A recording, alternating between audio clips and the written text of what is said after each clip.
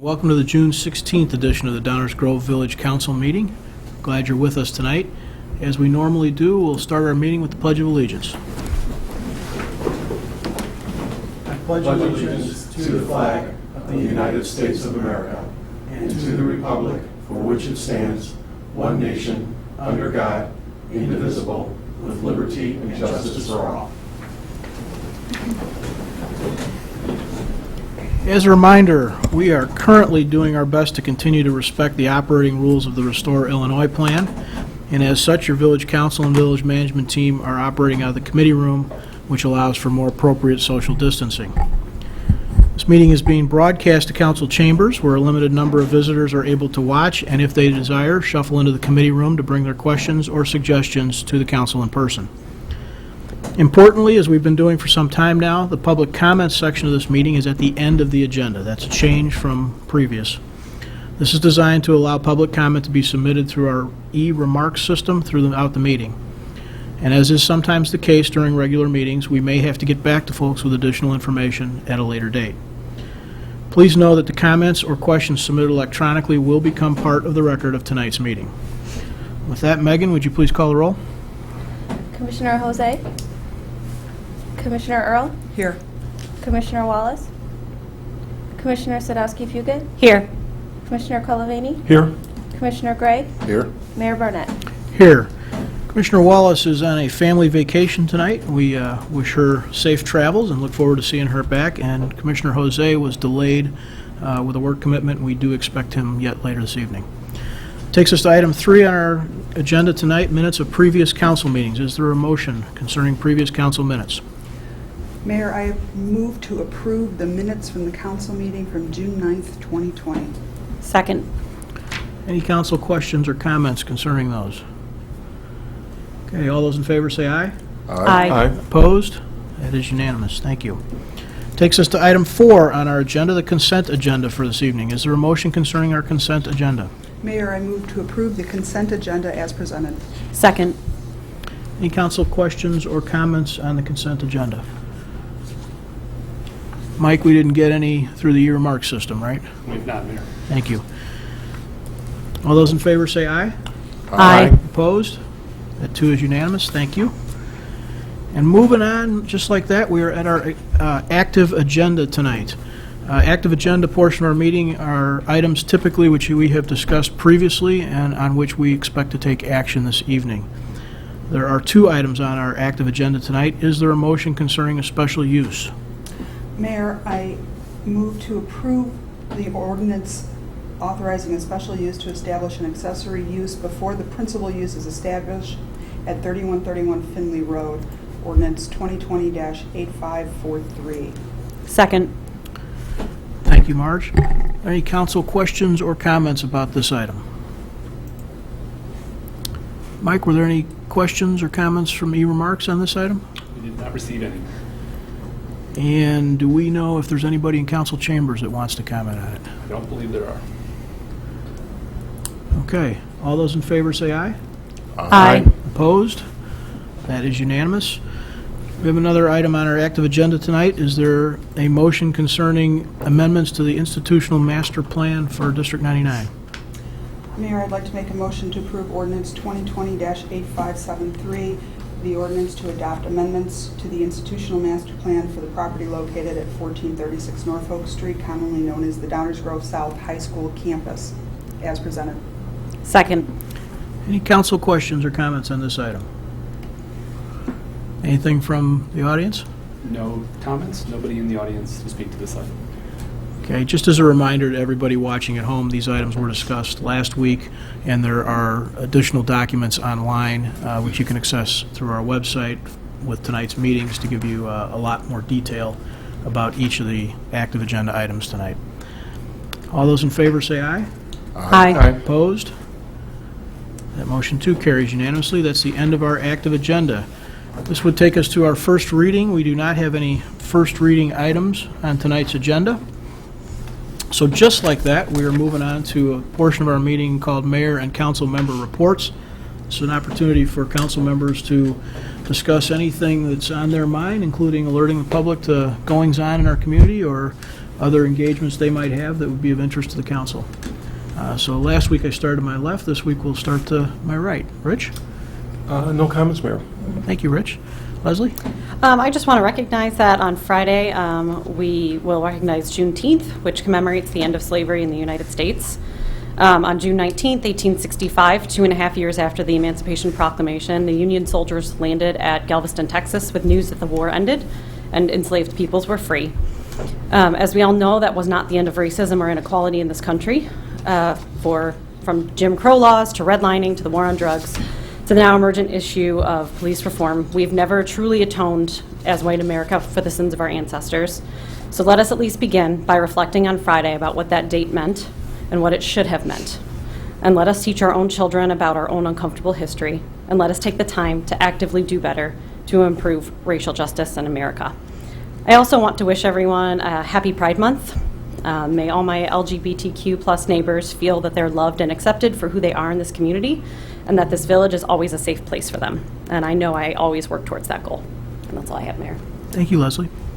Kavanaugh? Thank you, Mayor. I just want to take a moment to say thank you to everyone that reached out from last week. Had a lot of good conversation, a lot of good emails, side conversation. It's been a really good week. What I would say is that we're talking about change. Leslie, I appreciate your comments. We're talking about change, and I would only say things don't change until we get comfortable with being uncomfortable. And so I just would like to thank everyone and look forward to all the work ahead. Thank you, Mayor. Thank you, Kavanaugh. Marge? COVID is still out there. Please wear your masks.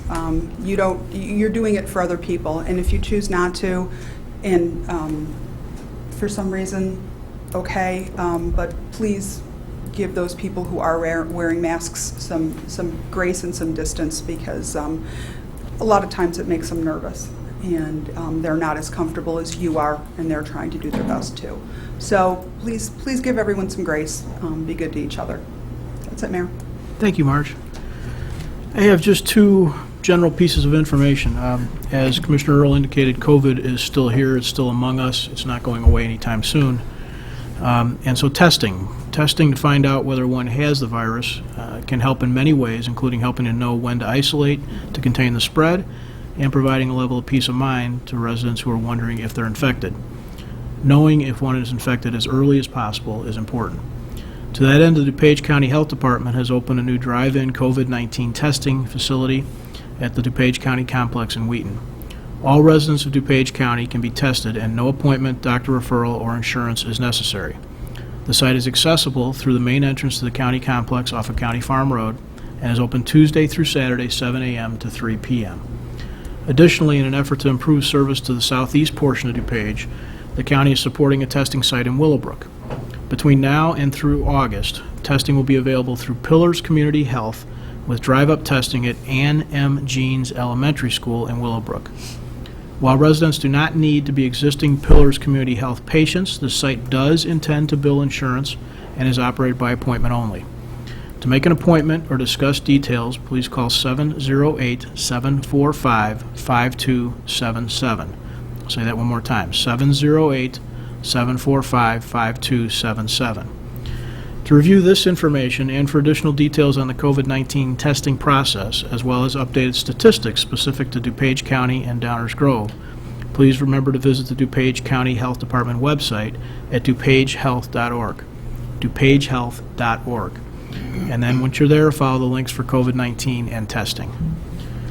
One other item, folks may know, for many actually, the senior freeze, a portion of our tax code, is a very important element. And Public Act 101-0635 was recently signed into law. It allows for the automatic renewal of 2019 senior freeze, disabled veteran, and disabled persons exemptions for the 2020 assessment year without renewal from the taxpayer. Those are typically things that folks have to file and ask for renewals each year. DuPage County will be sending a letter out to all 2019 applicants of these exemptions, explaining the renewal is not required for 2020. If you have a senior freeze or one of these other exemptions already, there is no need to fill out a form for this year. They will automatically be rolled over to the 2020 tax year.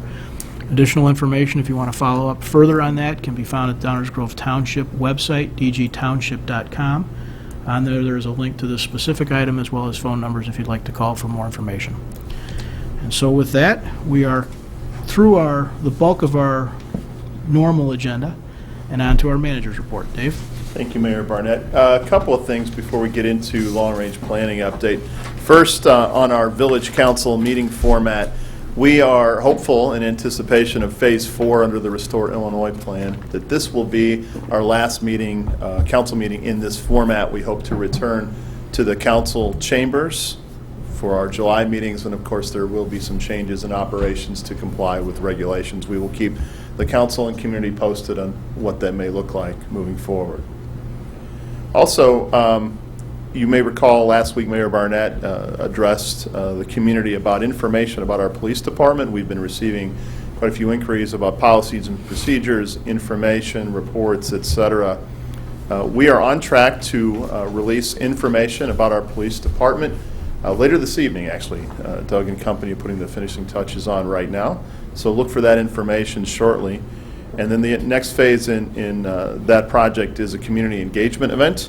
We are working closely with the Unity Partnership to identify a community public engagement event that will meet the community's needs. We'll have more information on that shortly. When we do have the information, we will post it on our website and social media sites. Okay. Now it's time to start our update to the 2019-2021 long-range plan. I will be working from this mobile whiteboard behind me, and I will also be working with some images on the screen.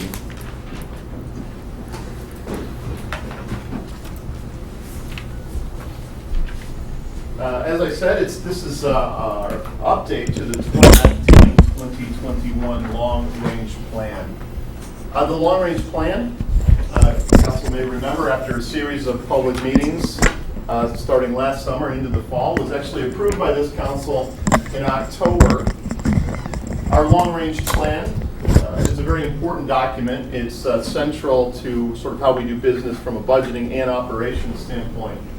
This document includes the village's strategic goals. It also identifies key trends and issues that are happening now and will affect the future of our community. It includes strategies and solutions that the council develops to address the key trends and issues over a multi-year period. Our long-range plans also serve as our 2-year work plan. Our council put together a list of priority action items that you can find in the long-range plan. So these key elements drive not only day-to-day operational decisions that are made by staff members, but most importantly, it guides our budgets and our allocation of resources. So we can think of the long-range planning efforts as really the kickoff to an extended budgeting and financial planning effort that we do every year. We just approved this in October of 2019, and in the middle of the 2-year horizon, we go back and we do an update. We take a look at what has happened in the previous 8 to 12 months, and we make any appropriate adjustments to the long-range plan that the council sees fit to direct. With this update, we hope to complete our update by August. So that will give us enough time to go into our budgeting procedures, which start in earnest in October. Now, usually when we stand here in the summer of the updates, it's really just that, an update, a check-in, how are we doing? You usually hear a lot of reports about where we stand on many priority action items, and we usually make minor adjustments. Such is not the case this year. I think everybody knows the obvious, that with the pandemic, it has prompted significant changes to this year's operations, budgets, plans, etc., which are likely to continue to affect us in years ahead. So this year, you'll see the staff has identified, and the council I know is aware of quite a bit of focus on the impacts of the pandemic moving forward in the next 24 plus months. So this is what you can expect from the update process. As far as our meeting schedule, so that we can be completed by mid-August, we will start tonight with just this introduction and overview. We will talk tonight about our strategic goals. And we'll also provide some foundational information, a budget overview, to make sure that council, staff, and community are all on the same page and a couple of key funds that will be in play as we address the revenue shortfalls caused by current economic conditions. That's the agenda for tonight. Then we'll pick it up again, starting with the second meeting in July 14th, where we will identify and discuss key trends and issues that are affecting the village. For sure, the COVID-19 issues will be on here, and then we may have other issues that may be identified by both staff and or the village council. By the end of July, we will be working on creating strategies and solutions. That will go into the first part of August. I suspect it'll take a couple of meetings to develop plans. We have some complex issues facing us. And then by the middle of August, as we get toward the end of August, we can go back, look at our priority action items that are on the books now, make any adjustments the council sees fit moving forward. So that will take us from today, mid-June, through first to mid part of August. I do want to remind folks about sort of how, at what level and what sort of topics we address in the long-range plan. And I think all the council members are familiar with our flight analogy, where we compare staff and council roles and work to that of an airline flight. Pretty obvious analogy, high level to low level types of interactions. And in the long-range planning effort, we spend time really at the 40 and 30,000 foot levels in our flight analogy, focusing on strategic goals and priority action items. This is heavily focused on council work and policy directives that we implement over a multi-year period. So for tonight and throughout the summer, we will really be working at those levels, 30 and 40,000 feet. When we get into the budgeting process itself, we'll drop down to 20,000 feet. And then throughout the year, as agenda items come up, we will talk about projects and allocation of specific projects. That's really more at the 10,000 foot and runway level. So we're really talking about council in this analogy, piloting our flight, giving us direction, telling us where we'd like to go. Strategic goals. The current long-range plan includes 5 strategic goals, which we actually talked about extensively last year, got a good thorough review and discussion. As a reminder, they are: the village should be a steward of financial, environmental, and neighborhood sustainability. We should provide exceptional municipal services, top quality infrastructure. The village should be providing a strong and diverse local economy, and this is a goal that we rely heavily upon our partners at the Downers Grove Economic Development Corporation. And finally, continual innovation, always challenging the status quo as we go about this work. We have provided definitions and examples of further explanation of these strategic goals in our actual long-range plan document. And again, last year was probably the most work we have done to relook at these goals in quite a few years, and so there were some changes made last year. I will pause right here before moving to the budget overview to see if the council has any questions, comments, concerns, or updates at this point to the strategic goals. Anyone got anything? That's not unusual at this point in the game. Also, as we roll through these topics, if we ever want to come back to the strategic goals or any of the other items, we can do so. Dave, part of my expectation here is that really beginning tonight, continuing through tonight, and probably through about the first half of our next meeting, we're going to be sort of all getting current, Yes. whole list of things. And then with that basis, we can start to talk about changes or adjustments. Absolutely.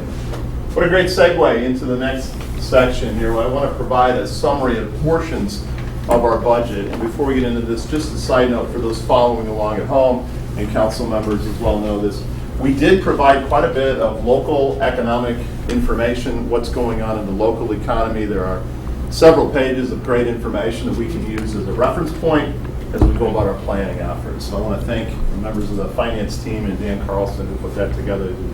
A lot of work, also supported by Michael Cass and the folks at Downers Grove Economic Development Corporation. All right, so summary of the budget. We are providing a brief summary of a portion of the village budget here tonight.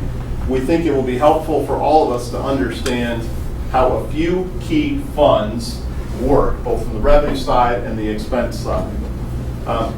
Why this information, why these couple of funds that we'll go through here, is because these three funds play a major role in the COVID-19 financial response plan that we've been talking about since April, and they are likely to play a major role in this long-range planning update. The strategies that we have been using for the financial response plan are working. They're very flexible, they're scalable, and we think they will continue.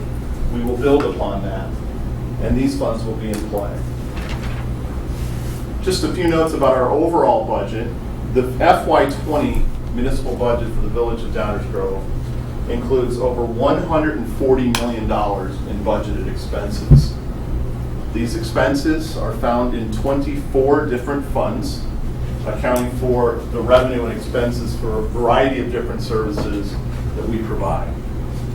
5 of those funds, the village of Downers Grove has very limited or no control over. Other agencies or bodies are autonomous, and we work with them to help with their budgeting efforts. But we do not have direct control, or we may have limited control over those expenses.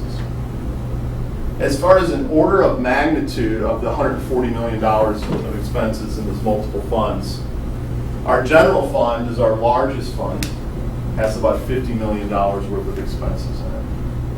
Our water fund, which provides this potable water to our community and just outside our community, has annual expenses in FY20 of about $21 million. So general fund is shy of 50, water fund about 21 million.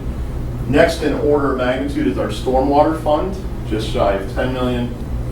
Our capital fund, just over 9 million. And then our health fund, also just shy of 9 million. So that's a little bit of background about our overall budget in terms of expenses in order of magnitude. But for the long-range planning efforts, we will be focusing on our 3 funds: our general fund, our capital fund, and our major buildings fund. And we put together this graphic which tries to convey, and I think effectively conveys, quite a bit of information: revenues, expenses, expense categories, and the fund balance, or how much is in each of these funds. We'll start with our general fund, which is shown graphically here in this pie chart. Our general fund is our main operating fund, accounting for most of the village services that one thinks of when they think about the village of Downers Grove. And in most instances, when we use the word budget in a generic term, or we talk about budget without mentioning a fund, almost always we're talking about our general fund. Revenues and expenses in our general fund, budgeted for 2020, just shy of $50 million. The key revenues, money coming into this fund, is shown graphically on this portions of the graphic here. The top revenues for the general fund include property taxes, sales taxes, income taxes, taxed by the state but shared with municipalities based on population, utility taxes, and food and beverage taxes. And if you take a minute to look at these revenues that are shown in these little ribbons here, you get a sense of the order of magnitude of how that money flows in and how important each of these revenue sources are. Property tax, sales tax by far are 2 most important and largest revenue streams. On the expense side, you can take a look at this pie chart, and we tried to show in the pie by department, which is a good proxy for services, where we spend most of that money. And you can see that the Public Safety and Public Works Department, Police, Fire, Public Works, account for over 80% of all annual expenses in the general fund. Over 80%. All the other departments and services, just shy of 20%. Another thing to note about our general fund is that it's mostly, general fund expenses, mostly personnel-related expenses. We are a customer service entity. We provide services to the members of our community, and we need people to do that. And so, like most governments and most general funds, 77% of the general fund expenses are personnel related. Also, we started the year beginning fund balance with almost $20.6 million in reserve or balance in the general fund. That is in compliance with not only our own policy, but a best practices recommendation from financial rating agencies. We just had a great report on that from our auditor, I think last week or the week before. So general fund, that's a brief overview. I want to talk now about the capital and major buildings fund. Now they are two separate funds, but they are very interrelated, and I'll walk through that here. Capital and major buildings fund account for general construction, capital improvements, and the maintenance of village-owned and operated buildings, like Village Hall, police station, public works building, etc. When you take these two funds combined, they have annual revenues budgeted revenues for 2020 of just shy of $8 million, and planned expenses of over 11, just shy of $12 million. So let's start on the revenue side. The key revenue side of these two funds are home rule sales taxes and property tax, telecommunication taxes, and local gasoline taxes. And I just wanted to point out that, as you can see in some of these ribbons here, we have a couple of revenue sources that are split. They go in both funds. First, you'll notice on the property tax side, almost all the property tax that we levy and collect goes into the general fund for operations and required contributions to public pensions. But just under $1 million of the property tax actually goes into the capital fund and is used to retire debt, bond issuances that we've issued over the past years for street improvements and Fire Station 2. Same thing with telecommunication taxes here.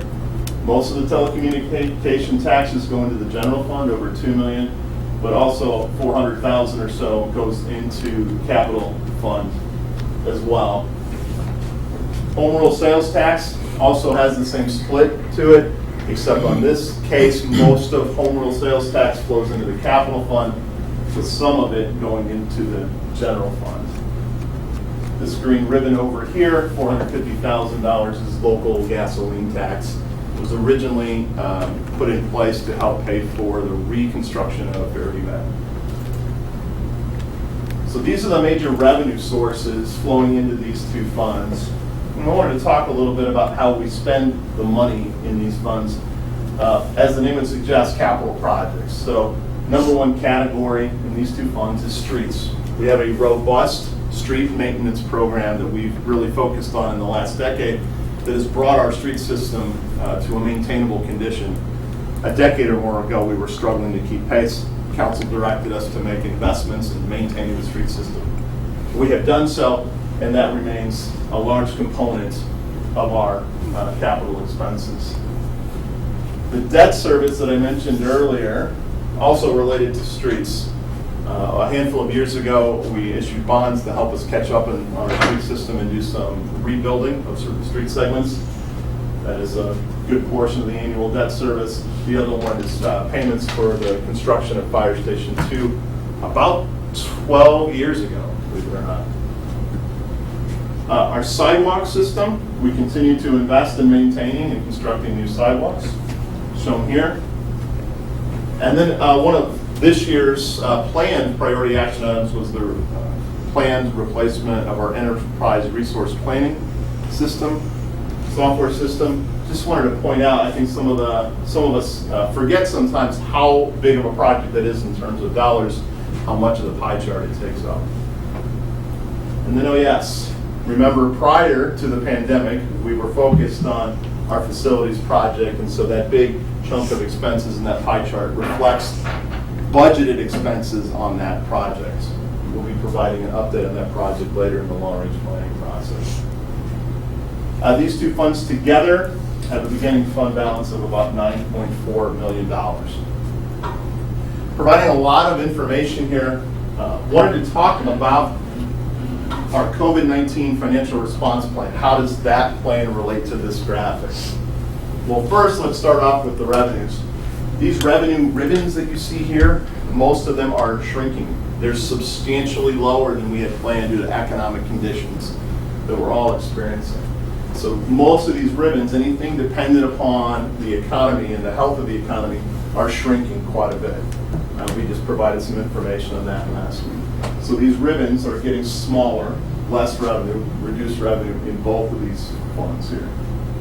So what are we doing in response to that loss of revenue? The first thing is we have deferred projects, planned capital projects in the capital major buildings fund. So we have suspended the new facilities project. We've suspended most of our street maintenance activities.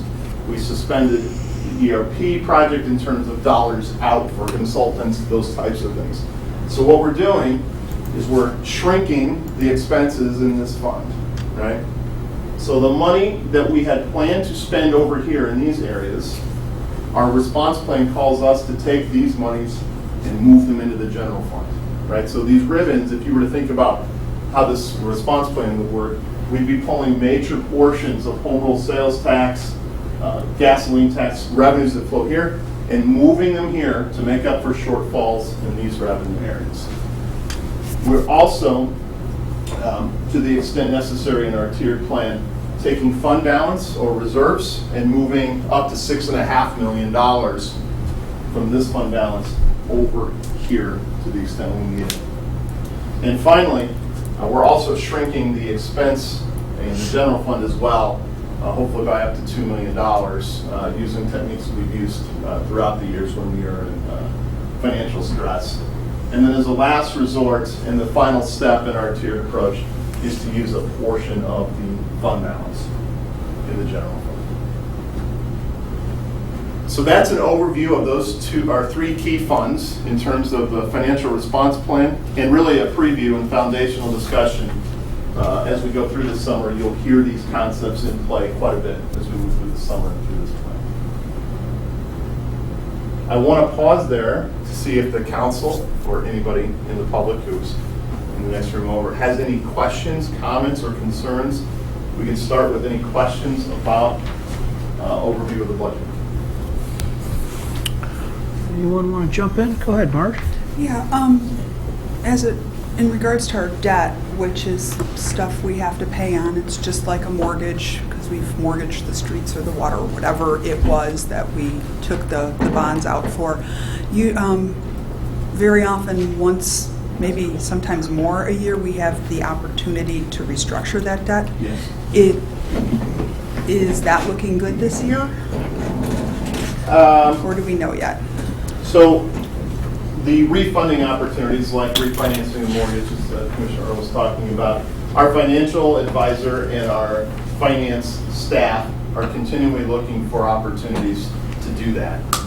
Unlike a mortgage, there are limited times, limited in the number of times and when you can do it for bonds. We will double check to see if any of those are affording those opportunities to us in the next year or so. I don't think they are presenting themselves right now. We just did one a couple of months ago, and that saved us A lot. a lot. I don't remember the exact number, but 7 figures. Yes. It was. We will double check to see if there's further opportunities for that. Thanks. Anyone else got questions or comments on the presentation so far? Dave, I just really appreciate the work you're doing to try and get not only the council, but this kind of information to allow residents to try and sort of get up to speed too. It's one thing to be sort of constantly in it and constantly inundated, like both our team at the village and our elected officials are, but for the public to jump in and try and catch up, this is going to be helpful. I appreciate it. Thank you. Any other questions from council? Mike, any questions from anybody else? No, and we haven't had any questions on remarks. I don't believe we have any audience questions at this point. All right, so tonight was really about just getting us all on the same page with background information. When we pick this up again in mid-July, we will definitely be presenting the key issue of loss of revenue over extended time frames due to the pandemic. I'll also be working with council members in advance of that meeting to see if council members have identified any issues they would like to bring forward.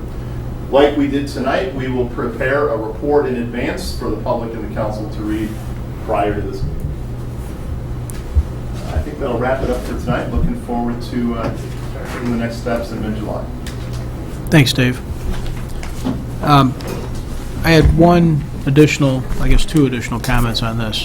One is just for those watching at home, please do take time to take a look at this item online. In addition to what you saw tonight, there is also quite a bit of, at least as current as we can get it from the moment, economic data, which will be undoubtedly part of our collective decision-making process as we walk through this. I'm sure that'll all be updated as we go, but for residents and those who are interested to take a look at that data, it's going to be good to go through because you'll understand the types of things that are feeding our decision-making process. It's none of it is the be-all, end-all, but understanding that and getting your arms around that is going to be helpful. The only other thing, Dave, about that chart and that page, I don't know if it's easy or difficult or presents some challenges for alignment of apples and apples, but if there was a way to graphically demonstrate the what that looks like viewed through our COVID-19 response plan. Yes.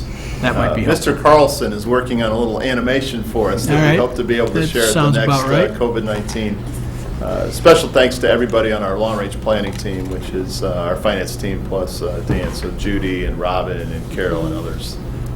We hope to have that ready soon. Awesome. It's not surprising to me that you're already ahead of me. And the last thing I just want to mention, too, for I know my colleagues will share this sentiment, but for those at home, we have a 350-person organization with $100 million of expenditures and 1,000 different services that we provide. And so one of the things COVID did, beyond the obvious, is cause our finance team to have to essentially rebudget in a couple of weeks, and then beyond rebudget in a couple of weeks, start trying to figure out how to help us get the data we need to make decisions going forward. It has been, I don't know the workload, but I know it's huge, and the results have been outstanding. And so to everybody, I won't name them all because I don't have the list in front of me, but Judy and her team in particular, I know that we all really appreciate it, and we couldn't do it without them, so thank you. Thank you very much. And that ends our manager's report tonight, Mayor. Thank you. Thank you, Dave. Last item on our agenda today is public comments. As we said earlier, we've moved this to the end of the meeting to allow opportunity for folks in council chambers or online to have questions that might normally come through the course of the meeting. We got anything, Mike? We did not receive any further remarks, but we do have two individuals in the chambers who Okay. are interested in speaking to the council. Oh, there's one right now, okay. Thank you. So for those watching at home, folks are able to come to council chambers, watch this meeting on the screen, and then we have an opportunity, as we're just about to have, to come over into this room and address the council live. And so with that, welcome, Rose. Good evening, everybody. I've been here many times before, trying to get something straightened out. And I thought it was only 6 years, but I was counting tonight. I've been here 8 years. I moved in May 2013. I was sent here on a mission, or what would you call that? When the Lord sends you on a mission field, or it's my following, okay? He sent me here on a job. And I've been trying to do this job, but I'm getting no results from the town. Not all these years. And nobody here addresses it. Why? And it's still going on. Only now it's getting worse. Because while I'm sleeping, they're beating me. They're hitting me in the head, beating me in the head. They've been cutting me. And all sorts of things. And nobody's stopping it. Now, why is that? So I must not be the only one out of those 164 apartments that think same thing is happening to, and nobody is stopping it. Why?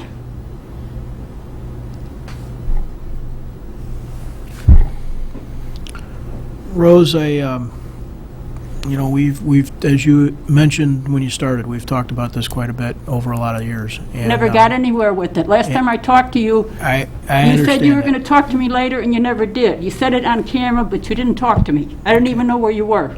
Okay. We, as you know, we've met, you and I personally, and you've met with a lot of folks from the village, and we are trying to be as helpful as we can. We simply do. No, you're not. We simply do not see this the same as you do. And sometimes that ends up being the point that people get to. It is sometimes the case. It's been where- going on 30 years. Come on. It's sometimes the case where we can't meet everybody's needs. Sometimes we just can't meet the needs. It's not mine. There's a lot of people over there being abused and robbed and everything else, and nobody's stopping it. Okay. Nobody is stopping it. Not you. Nobody. Not any town leaders, no mayors, nobody.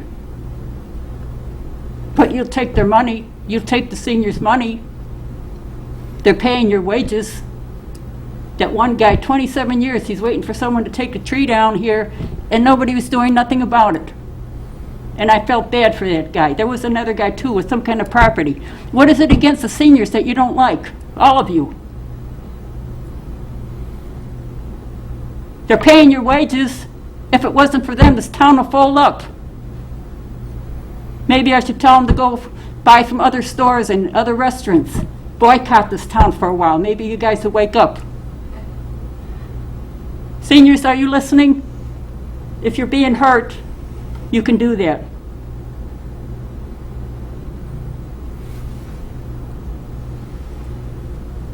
Okay. And I'm being hurt, I'm being cut. They're trying to give me, they got people there that can get into your apartment without you even knowing it. They could be transferring this stuff all over the place. Because they've been trying to stick me. I don't know how many times, but it's not working. I've got Jesus in my heart. And he's protecting me. And he can protect you too.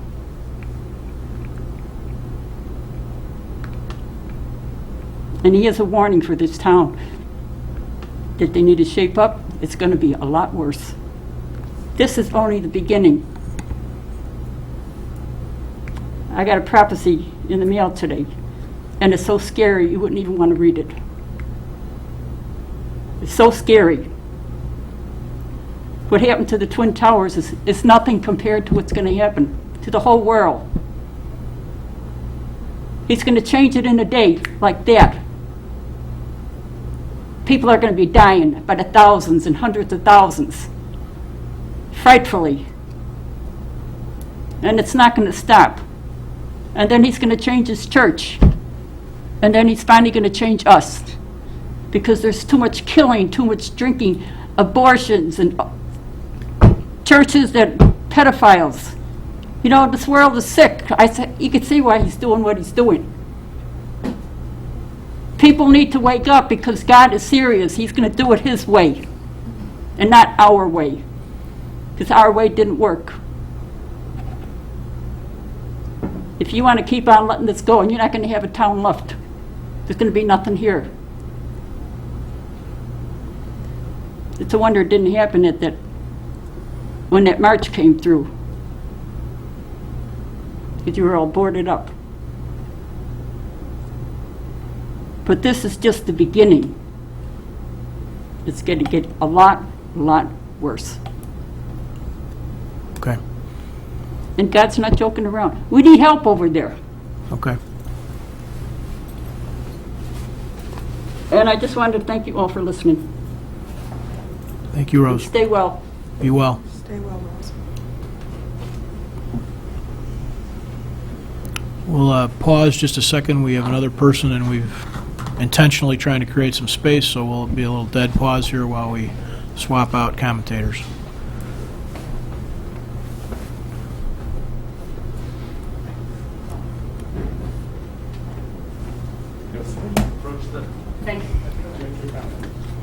Good evening. Good evening. Welcome.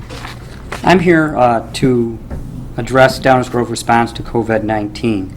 As you guys know, medical experts, the media, and others have all issued dire warnings about the dangers of COVID-19.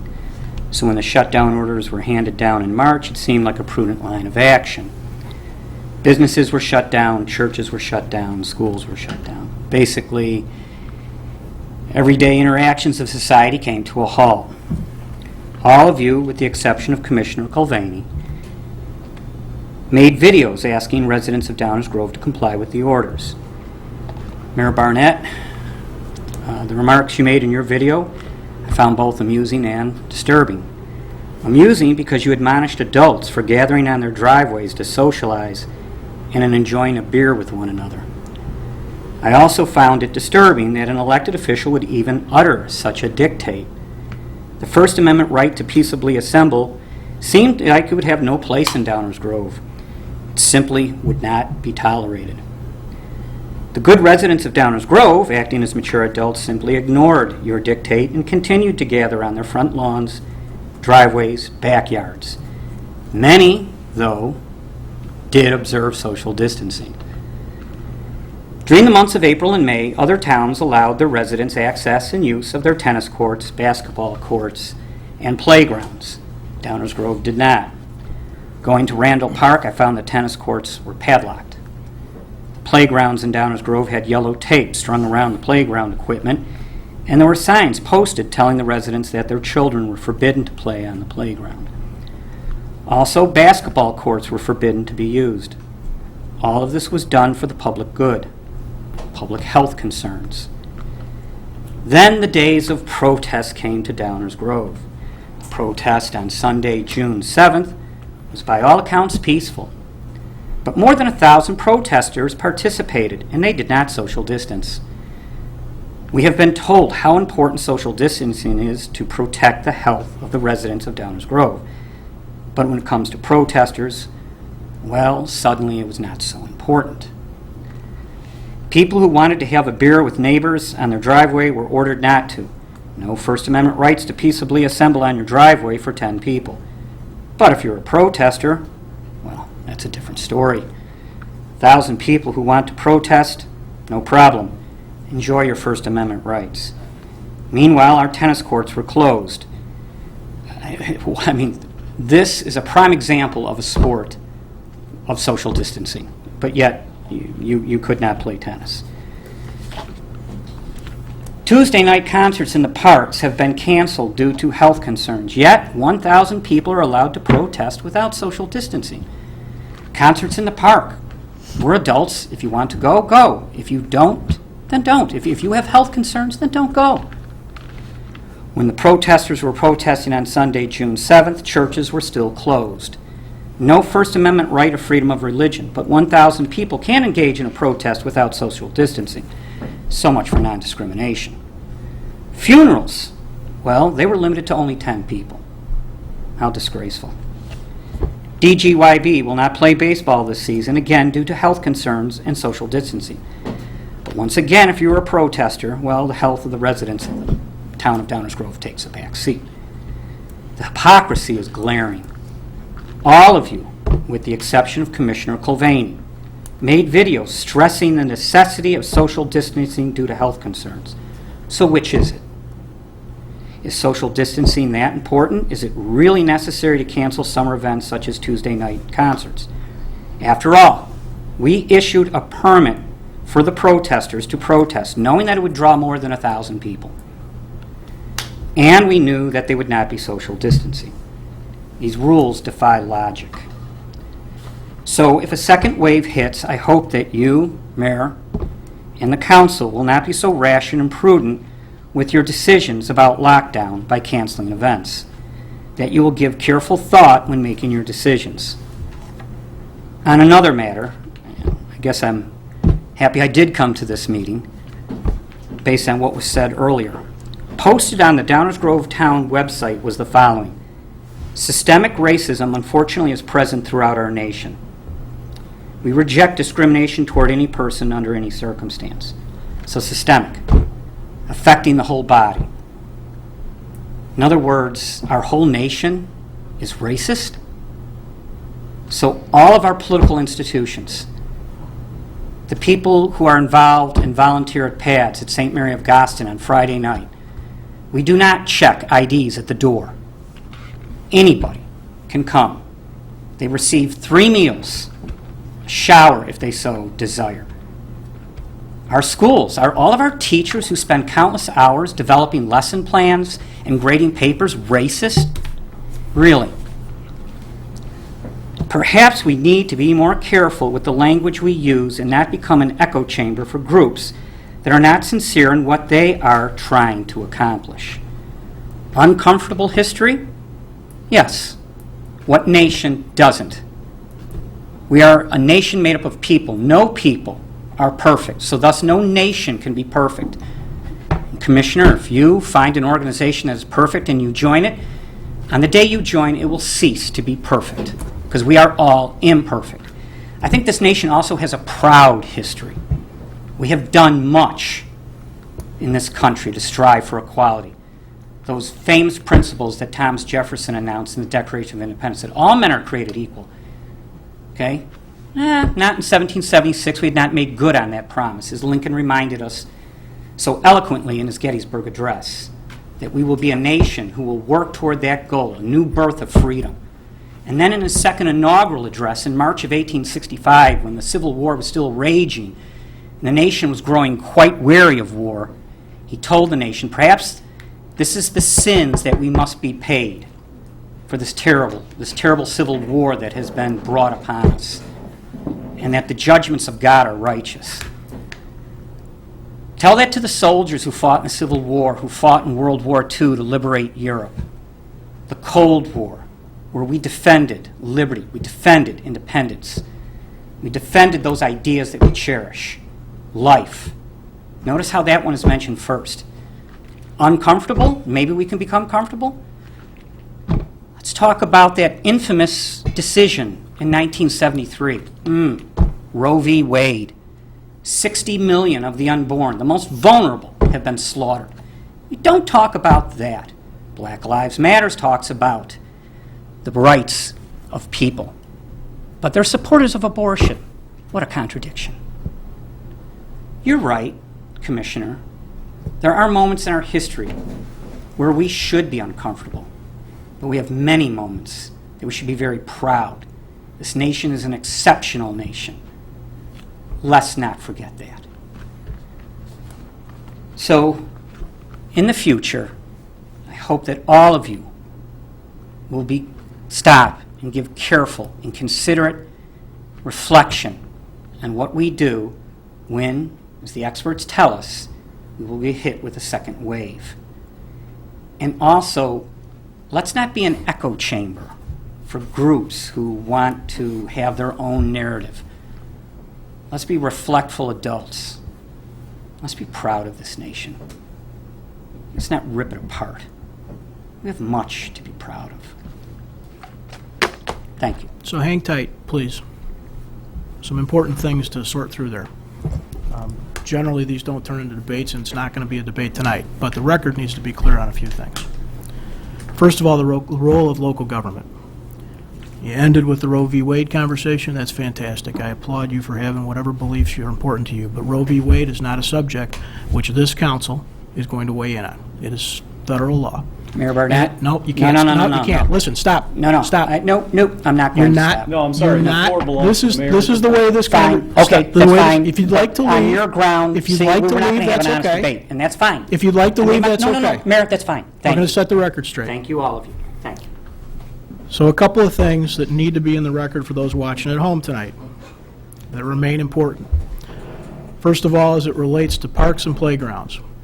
The Village of Downers Grove, believe it or not, is not in the business of owning and operating parks and playgrounds. That is an entirely separate elected body. Those that vote may recall in the past having colored in circles for the park district in Downers Grove.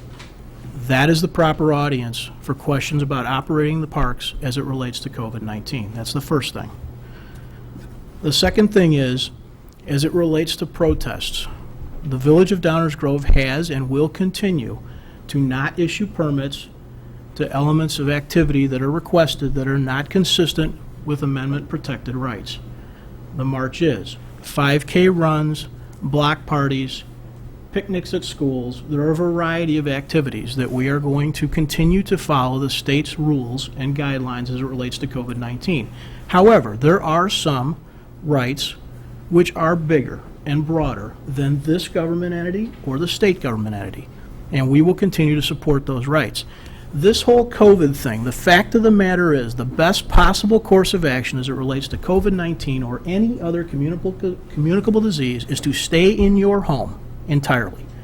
Any step beyond that is a trade-off. It is a compromise of sorts. And the truth is, government is not that clean. Every activity that we engage in is woven in and out of various government levels throughout the United States, not just in Downers Grove, with all kinds of interactions. So when it comes to exercising First Amendment rights, you will find a higher degree of acceptance of risk, whether it's with this government or the state of Illinois or Indiana or Wisconsin, because there are priorities here.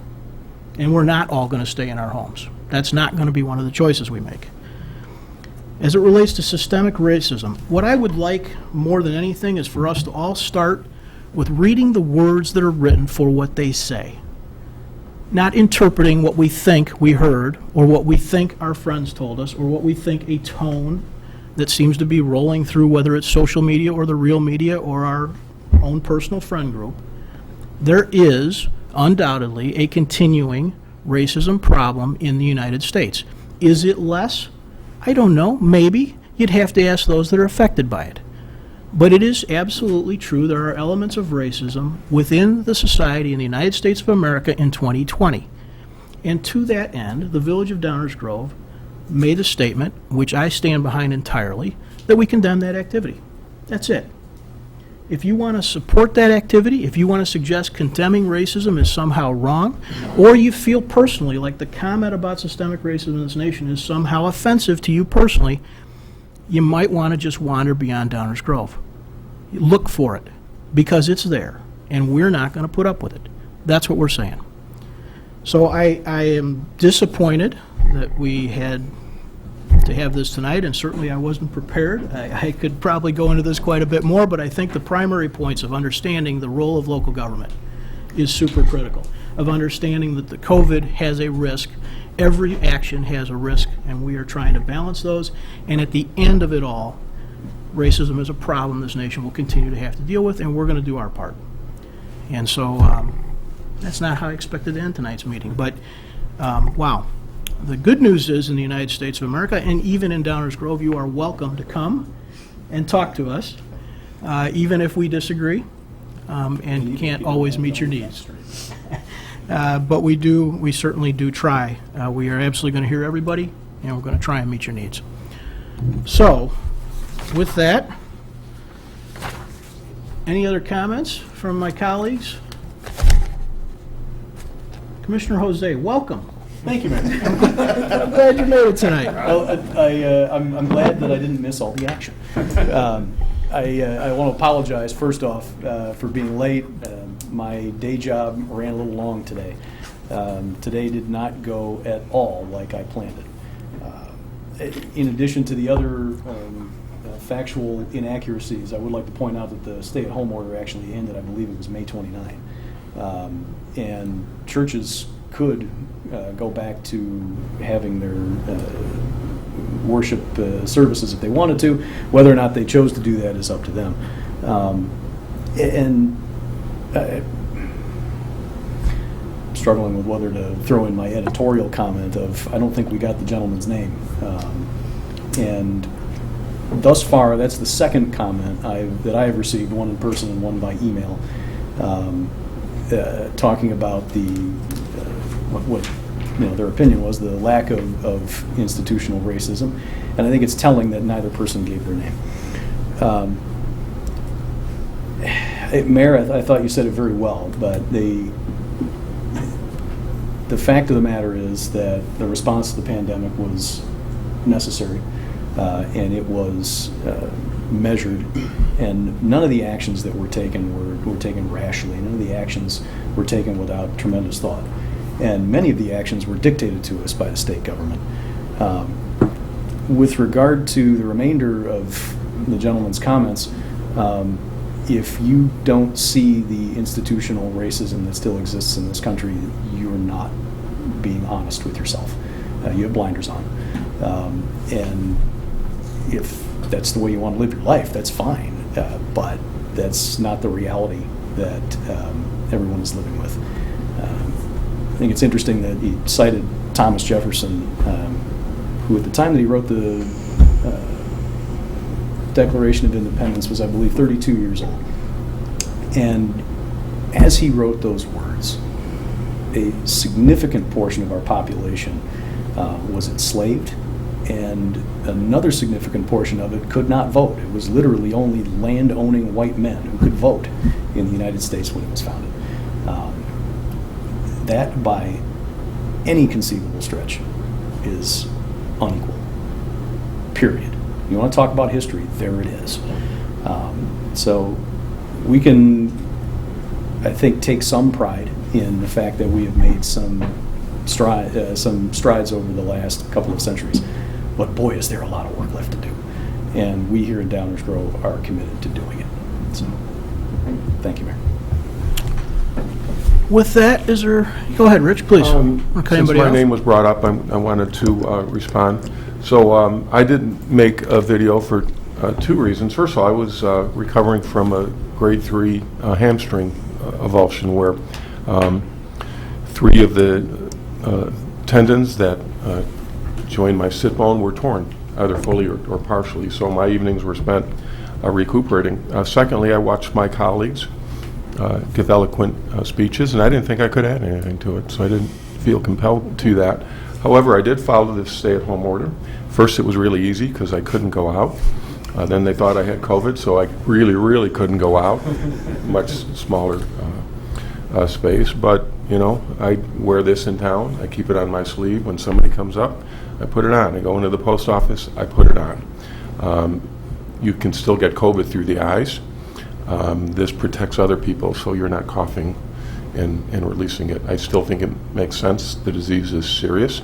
It is affecting older people more than younger people, but that's no reason not to take the precautions, because a younger person could inadvertently give it to an older person, and that person would die.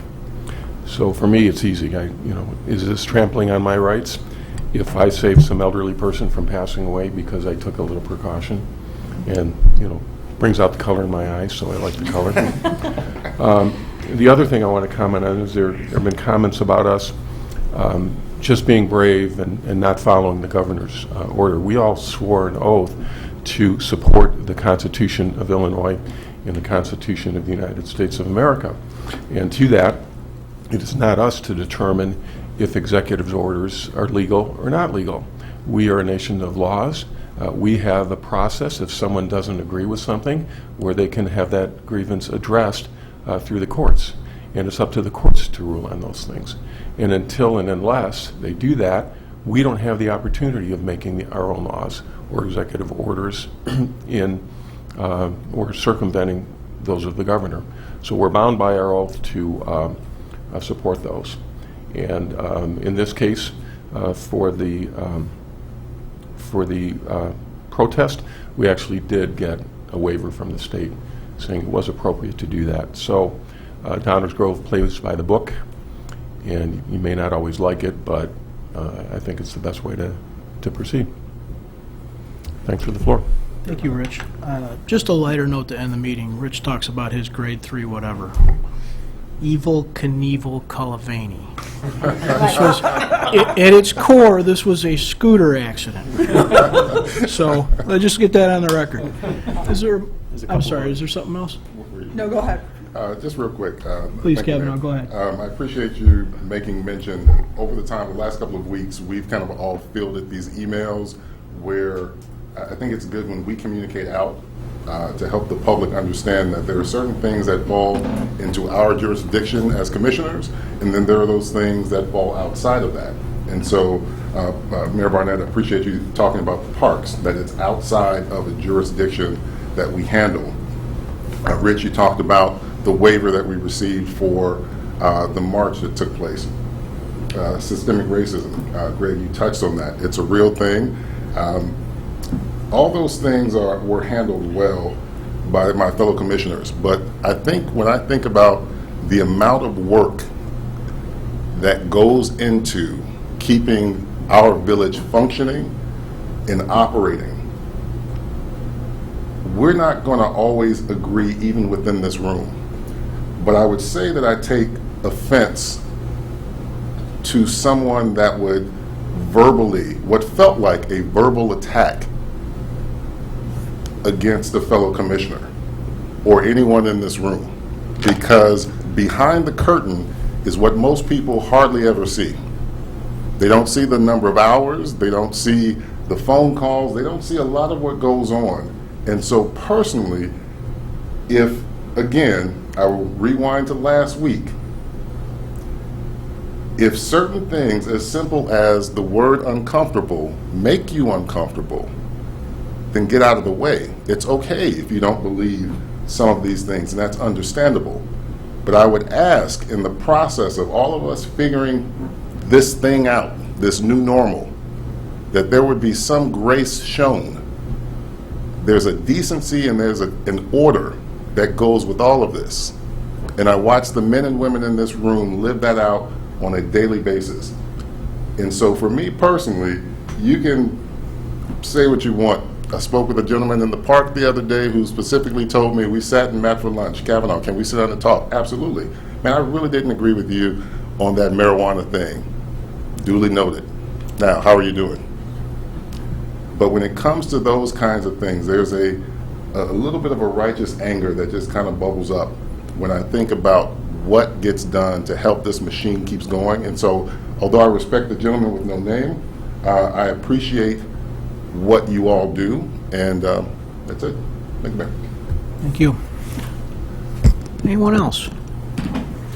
Marge, please. I guess it goes without saying that